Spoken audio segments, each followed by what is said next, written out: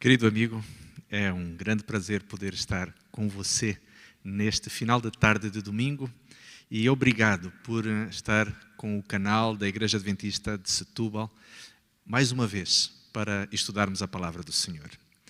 Talvez nesta tarde ou talvez neste final de tarde eu esteja a dirigir-me a alguém que na sua luta com a vida está cansado de partilhar ou de enfrentar batalhas com problemas financeiros, com problemas emocionais, com problemas de família, com lutas relacionadas com circunstâncias do seu caráter.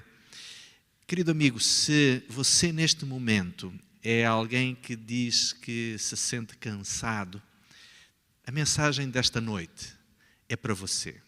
Da parte de Deus, o Senhor tem alguma coisa muito especial para lhe transmitir neste momento. Eu gostaria de começar contando uma pequena experiência pessoal que vivi há alguns anos atrás com o meu filho. Nós estávamos a participar de um acampamento. Ele, como um jovem desbravador, um explorador, um jovem participante do movimento Pathfinder, tinham passado uma parte da noite em algumas tarefas e alguns exercícios onde tinham estado envolvidos numa pista noturna com vários obstáculos e vários desafios a superar. Depois, como a sua unidade tinha estado envolvida nesta atividade e em algum momento eles tinham se perdido no meio da escuridão, depois houve uma série de contratempos em que os objetivos que eles tinham na competição em que se encontravam não foram efetivamente atingidos. Ao final daquela experiência noturna, eles estiveram junto à praia pouquíssimas horas para dormir e quando eu me juntei novamente ao grupo de todos os jovens que tinham participado naquela noite, naquela exaustiva atividade de desbravadorismo, o meu filho aproximou-se de mim, deu-me um abraço e, encostando a sua cara no meu casaco, chorou de forma, diríamos assim, bastante sentida. O Rafael estava cansado, estava frustrado, estava zangado e, além do mais, estava também hipoglicêmico. Precisava, portanto, de alimento para repor a sua quantidade de glicose. E naquele momento, aquele adolescente, o nosso filho mais velho, desaba num choro junto do seu pai. Eu abracei-o, não lhe disse nada, imaginava mais ou menos do que pudesse se passar a razão daquele choro. E quando ele então, depois de alguns minutos ali, abraçado a mim, soluçando, sentiu que o seu ânimo tinha de alguma forma melhorado, ele enxugou as lágrimas, olhou para mim e disse-me: pai, já estou melhor. E foi-se embora. Nunca mais o vi até o final do dia de atividades. Talvez, querido amigo, a experiência do meu filho possa fazer lembrar um pouquinho aquilo que você pode estar a viver. E nada melhor do que nós recorrermos às promessas divinas, às promessas celestiais que Deus tem justamente para pessoas como você e eu, que estamos cansados de lutar, cansados de viver num mundo onde há permanentemente frustrações, onde há desencantos, onde há traições, onde há, sobretudo, circunstâncias que tornam o ideal da nossa vida, o ideal da felicidade, aparentemente como se fosse algo inalcançável. Mas a realidade, querido amigo, e permita recordar-lhe isto, é que nós caminhamos de forma persistente e consistente em direção a uma cidade eterna, onde tudo aquilo que você e eu sempre imaginámos que fosse o ideal para a vida do ser humano, uma existência sem fim, de saúde permanente e de eterna felicidade, pois é exatamente isto que o Senhor tem preparado para nós. É exatamente isto que será a vida que você e eu nos estamos a habilitar caminhando para o céu, caminhando para a Nova Jerusalém. Mas enquanto vivermos neste mundo, enquanto vivermos deste lado da eternidade, existirão sempre lutas e dificuldades a enfrentar. Existirão, sobretudo, situações que nos levarão ao nosso próprio limite. E eu gostaria de partilhar consigo neste momento, prezado amigo, querida amiga, aquilo que a palavra de Deus diz àqueles que se sentem cansados. E o primeiro texto que lhe proponho encontra-se no livro de Isaías, no capítulo 40, e vamos ler os versos 29 e o verso 31. Isaías capítulo 29, os versos 29, Isaías capítulo 40, os versos 29 e 31. E diz então a palavra do Senhor: Ele dá força ao cansado e aumenta as forças ao que não tem nenhum vigor. Verso 31. Mas os que esperam no Senhor renovarão as suas forças, subirão com asas como águias, correrão e não se cansarão, andarão e não se fatigarão. Como é poderosa esta promessa que Deus faz através das palavras do profeta Isaías àqueles que se sentem cansados. Mas a Bíblia ainda tem uma série de outras promessas e eu vou apenas selecionar algumas daquelas que são talvez as mais eloquentes afirmações do poder de Deus em favor daqueles que estão cansados. Um outro texto que quero lhe propor para a nossa leitura encontra-se no livro de Salmos, no Salmo 145, ali no finalzinho já desta fantástica coletânea de hinos que os hebreus costumavam cantar. Salmos capítulo 144, ou 145, perdão. Salmos 145, verso 14. E a palavra do Senhor diz assim: O Senhor sustenta a todos os que caem e levanta a todos os abatidos. Querido amigo, isto é uma promessa preciosa. Isto é mais do que, como dissemos ontem, é mais do que uma promessa. Isto é um decreto, porque a palavra do Senhor, efetivamente, não falha. A palavra de Deus é eterna. O Senhor diz que Ele sustenta todos aqueles que fatigados caem e Ele dá amparo e levanta todos aqueles que se sentem abatidos. Esta é uma fantástica certeza que o Senhor nos dá. Isto transmite, só por si só, transmite esperança. Mas deixe-me dizer-lhe aqui uma coisa, meu querido amigo.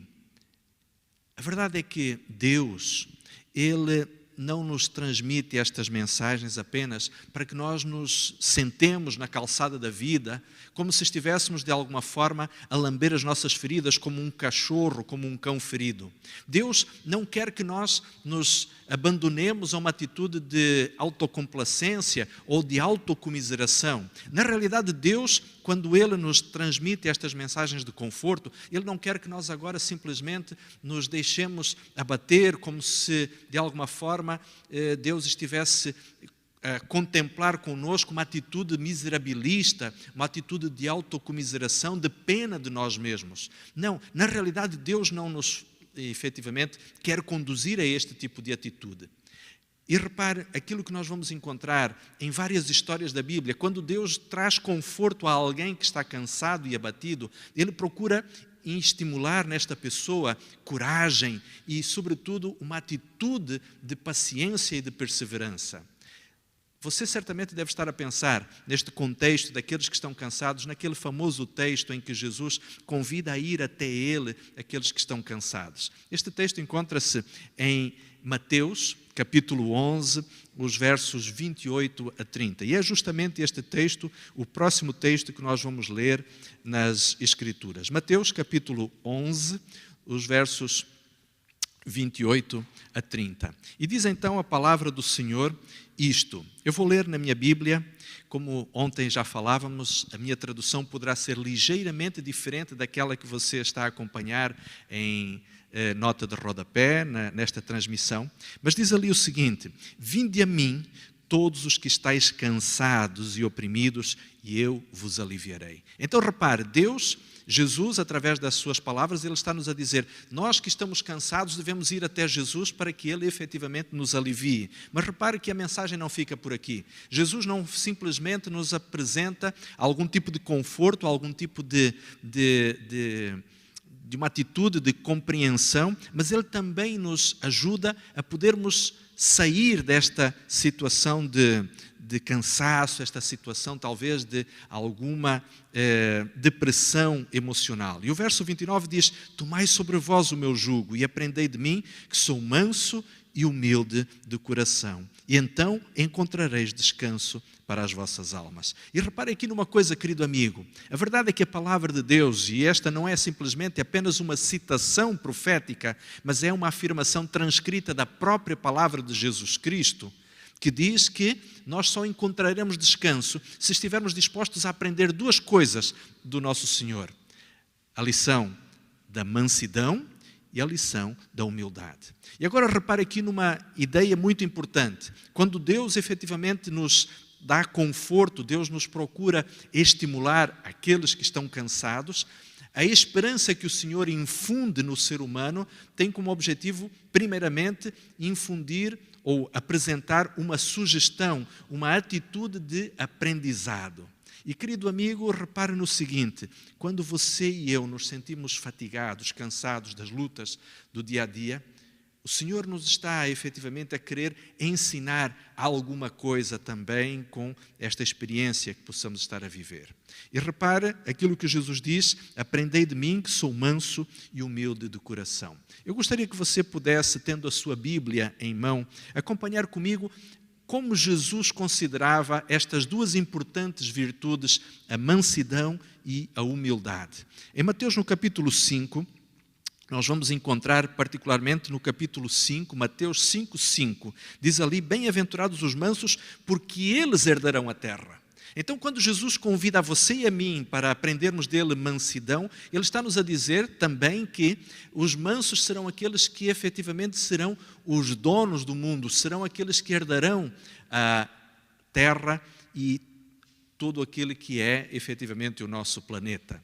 Porquê? Porque serão realmente os mansos, serão realmente aqueles que haverão de lidar com paciência, com serenidade, com as vicissitudes da vida, com a disponibilidade para aprendermos com as experiências da existência como poder ser melhores cristãos, como podermos ser mais semelhantes a Jesus Cristo. Pense numa coisa: quando ficamos nervosos, qual é a probabilidade de erro que temos? Aumenta exponencialmente. Sempre que estamos nervosos, sempre que estamos ansiosos, estressados, a probabilidade de erro e de falha é muito maior. Um condutor estressado certamente tem uma margem muito maior de risco de poder ter um acidente. Uma pessoa que vai para a cozinha manobrar, enfim, facas e outros instrumentos com ansiedade, a probabilidade de se cortar ou de se magoar é muito maior. Quando nós procuramos ter uma atitude de calma e de serenidade, a probabilidade de aprendermos lições espirituais, de tirarmos das dificuldades da vida benefícios que possam nos ajudar a crescer, é sempre muito maior. Por isso Jesus diz: aprendei de mim que sou manso. Mas a Bíblia também diz que nós devemos aprender com Jesus Cristo a lição da humildade. E repare que no capítulo 5 de Mateus, quando Jesus faz ali a listagem das bem-aventuranças, que não passam na realidade de virtudes espirituais que o nosso Senhor Jesus Cristo desejava ver reproduzidas no caráter dos seus filhos, no verso 3 do capítulo 5, Jesus diz: bem-aventurados os pobres de espírito. Algumas traduções dizem bem-aventurados os humildes. E o texto diz, continua dizendo, porque deles é o reino dos céus. Já pensou que quando a Bíblia nos ensina a necessidade de nós sermos humildes, ela está-nos a dizer que só poderão entrar no reino dos céus aqueles que efetivamente reconhecerem que precisam de um Salvador, que necessitam da graça de Deus para poderem ser redimidos? Na verdade, o primeiro degrau na escada da santificação, o primeiro obstáculo a ser superado no desenvolvimento de um caráter semelhante ao de Cristo, não é nós vencermos todas as nossas fragilidades de caráter ou de temperamento, mas sim reconhecermos que precisamos de uma força maior do que a nossa própria para vencermos as nossas inclinações para o pecado. Certamente você já ouviu falar dos 12 passos que os alcoólatras anónimos seguem para se manterem em situação de abstinência. Um alcoólatra não poderá ter vitória sobre o vício, a menos que reconheça que ele efetivamente é um alcoólatra.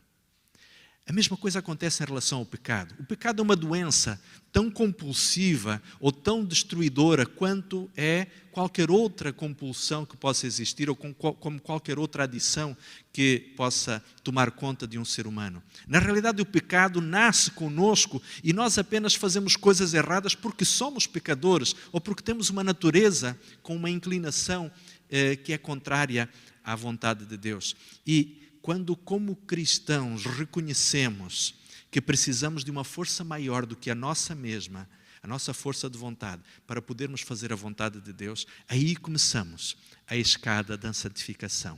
Aí começamos, efetivamente, o processo de nos assemelharmos a Cristo. Esta é a razão pela qual Jesus, em Mateus capítulo 5, diz que a primeira bem-aventurança que ele apresenta é bem-aventurados os humildes, porque somente com humildade nós podemos começar a carreira de crescimento espiritual.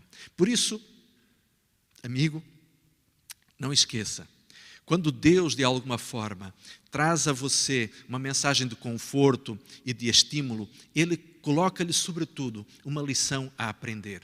Deus não vai simplesmente junto de você como talvez uma mãe complacente, uma mãe carinhosa que simplesmente abraça o filho e faz o filhinho, pobrezinho, coitadinho, sentir-se um coitadinho em que ele chora e quanto mais a mãe o abraça e quanto mais a mãe o afaga, mais ele chora, porque ele tem medo, tem pena de si mesmo. Deus não vem conosco, embora Ele nos ame profundamente, mas o seu objetivo não é estimular em nós um sentimento de piedade própria.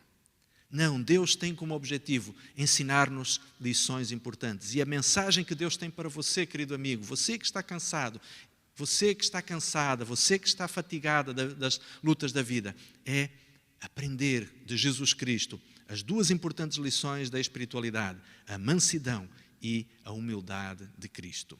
Mas existe ainda algo muito importante que Deus faz também em relação àqueles que estão em situação de cansaço espiritual ou de cansaço emocional. E eu gostaria de convidá-lo a irmos agora ao texto de Josué, capítulo 1, verso 9. Muitos cristãos que estão familiarizados com o texto bíblico e, sobretudo, com a história de Josué, conhecem estas famosas palavras que encontramos no capítulo 1, no iniciozinho do capítulo, no verso 9. A Bíblia diz-nos que Josué foi o sucessor de Moisés e ele estava algo, talvez, ansioso, preocupado em alcançar as expectativas que o povo tinha em relação a ele, porque não era fácil substituir a liderança de Moisés.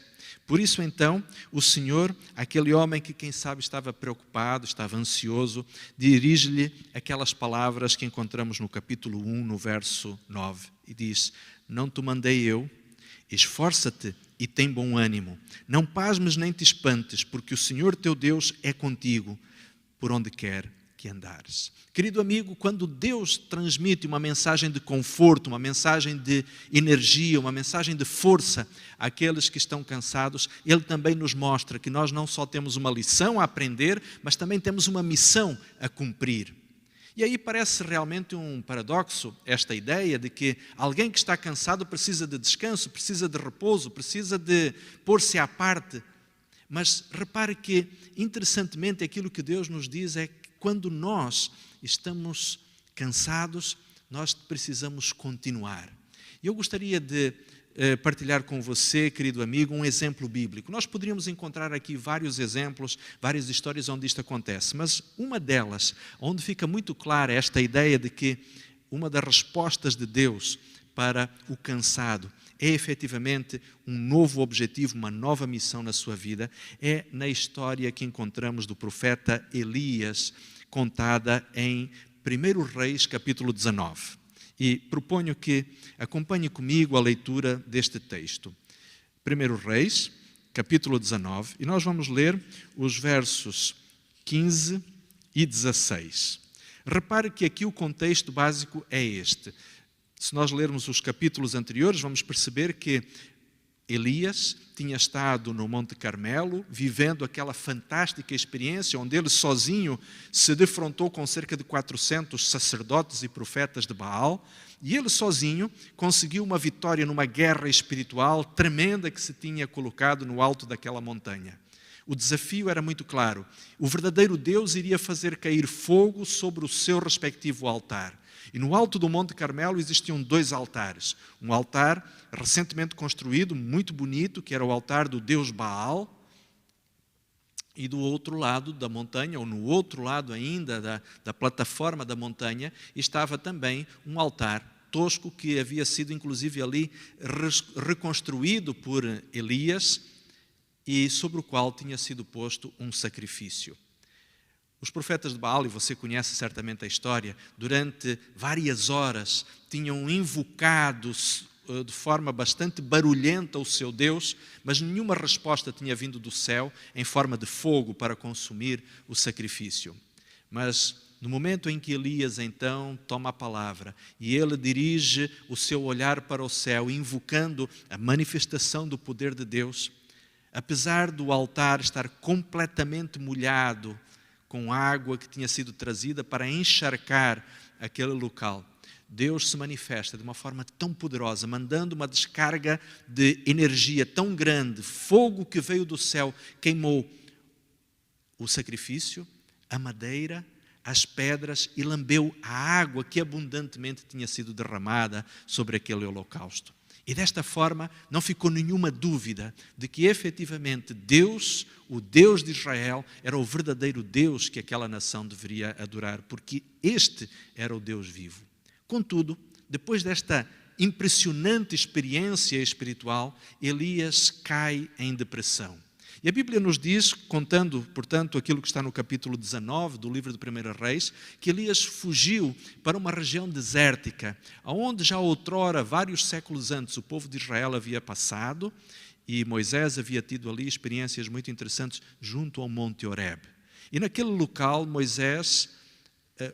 Elias esconde-se numa caverna e pede a morte. E Deus então fala com Elias. E no verso 15 nós vamos encontrar a resposta do Senhor para o seu servo cansado, para o seu servo fatigado, para aquele homem que não encontrava mais dentro de si ânimo nem entusiasmo para o ministério profético ao qual ele tinha sido chamado. E a resposta de Deus é esta.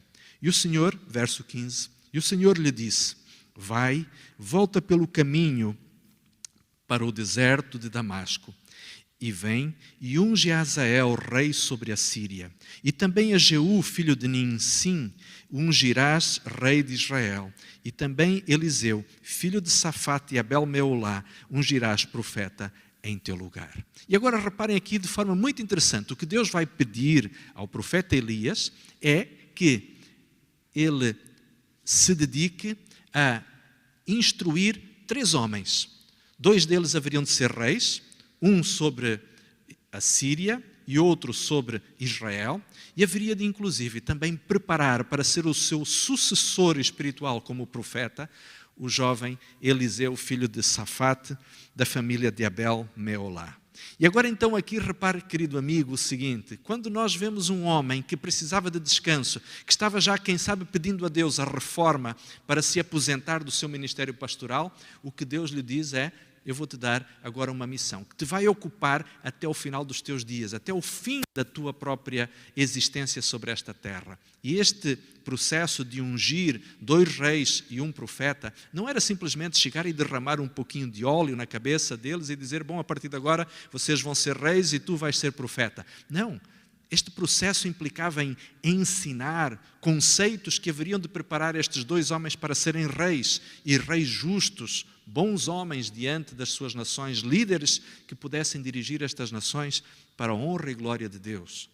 E preparar um profeta era algo talvez ainda mais importante do que preparar 2 reis. Implicava em ensinar a este jovem tudo aquilo que Elias tinha aprendido ao longo dos seus anos de ministério profético, de ministério pastoral, junto à ímpia nação de Israel.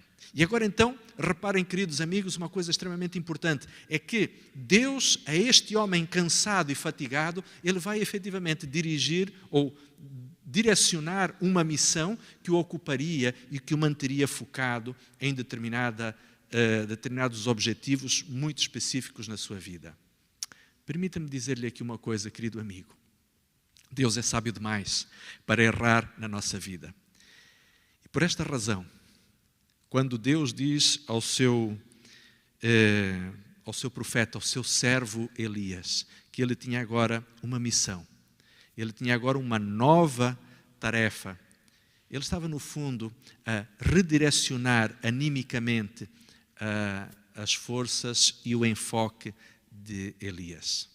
Sabe, muitas vezes acontece conosco que nós podemos estar cansados, podemos estar fatigados, mas muitas vezes aquilo que nós consideramos ser o nosso próprio limite resulta de uma falta de enfoque na nossa própria perspectiva espiritual. Talvez nós possamos estar a redirecionar forças ou energias para algo que efetivamente não seja o mais adequado. Talvez alguém possa estar a insistir demasiado com uma determinada trajetória na sua vida que não é a vontade de Deus. Talvez alguém possa estar a passar por problemas porque está a ser cabeça dura com relação a certas circunstâncias na sua própria existência. Querido amigo, talvez parte deste cansaço que você possa estar a viver, não será talvez também alguma dificuldade em ouvir ou perceber qual a vontade de Deus para a sua vida? Tenho encontrado por vezes pessoas a dizerem que ao longo da sua existência estão cansadas de lutar, estão cansadas de enfrentar circunstâncias adversas ao cumprimento dos seus planos e dos seus sonhos. Mas será que não nos encontramos nós, por vezes, a lutar em favor de um sonho, mas que, quem sabe, está desfocado do sonho de Deus? Isto é algo para se pensar. Mas repare uma coisa interessante que o verso 18 deste capítulo 19 de 1 Reis também diz. E também diz Deus, eu fiz em Israel 7.000, todos os joelhos que não se dobraram diante de Baal, e toda a boca que não o beijou.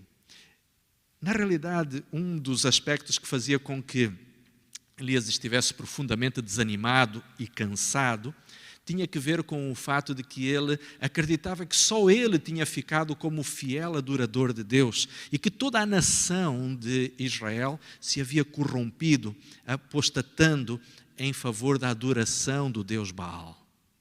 Mas Deus vai dizer, através desta mensagem de ânimo, ao seu fiel servo, ao seu profeta, ele vai dizer, olha, embora tu não saibas, mas ainda existem 7.000 em Israel que não dobraram os seus joelhos a Baal e que nem sequer o adoraram.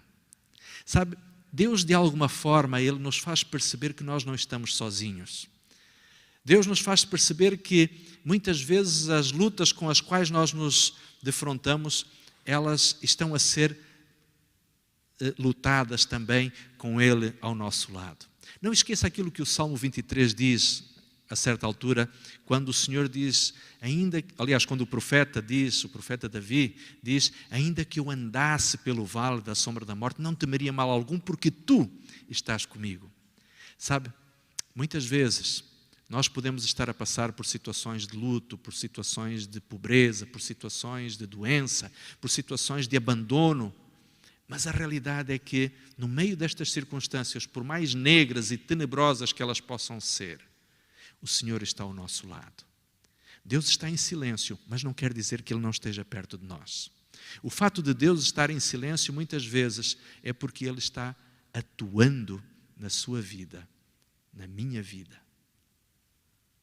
E mais importante do que passarmos pelo vale da sombra e da morte, é estarmos acompanhados pelo Senhor da vida, pelo Deus Todo-Poderoso, que pode transformar as circunstâncias da nossa existência em oportunidades de honra e glória ao seu nome.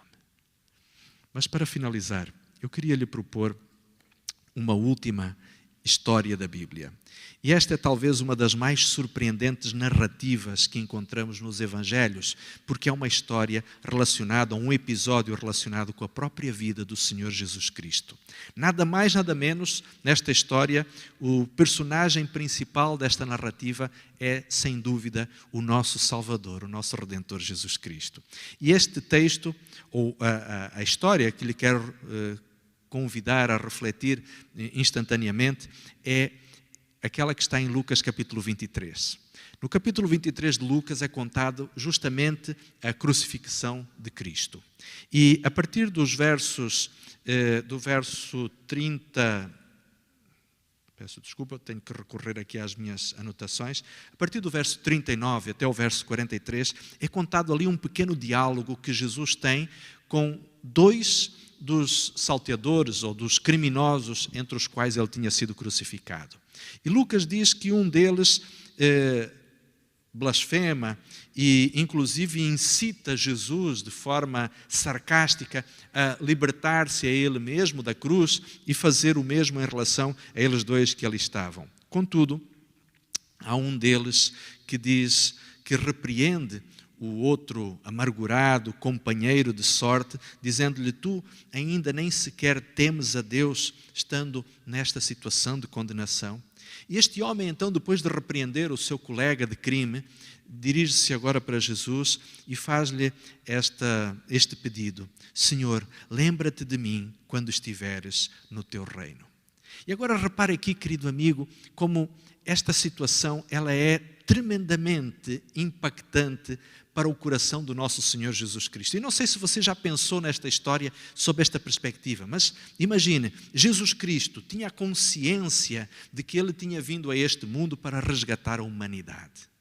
E agora ali na cruz do Calvário, sentindo a dor física, mas mais ainda estando atormentado pela dor emocional de ter o peso dos pecados de toda a humanidade sobre si, pecados estes que faziam com que a sua noção de separação do Pai fosse tão brutal, tão agonizante, que rasgaram o coração de Jesus Cristo. Naquele momento em que a separação do Pai era praticamente insuportável, eis que, no meio das trevas do pecado, um raio de luz da misericórdia divina se manifesta na vida daquele improvável pecador que estava ali ao lado de Cristo. Quando ele diz: por favor, Senhor, lembra-te de mim quando estiveres no teu reino. De alguma forma, o Mestre Jesus sente no seu coração que o ministério, a missão que ele tinha vindo cumprir neste mundo, ainda que não fosse mais ninguém que o aceitasse como Messias e como Salvador, para aquele homem que estava exatamente ali, com a cruz ao lado da sua, partilhando da sorte de um crucificado, para aquele homem, efetivamente, o sacrifício de Cristo já estaria valendo a pena.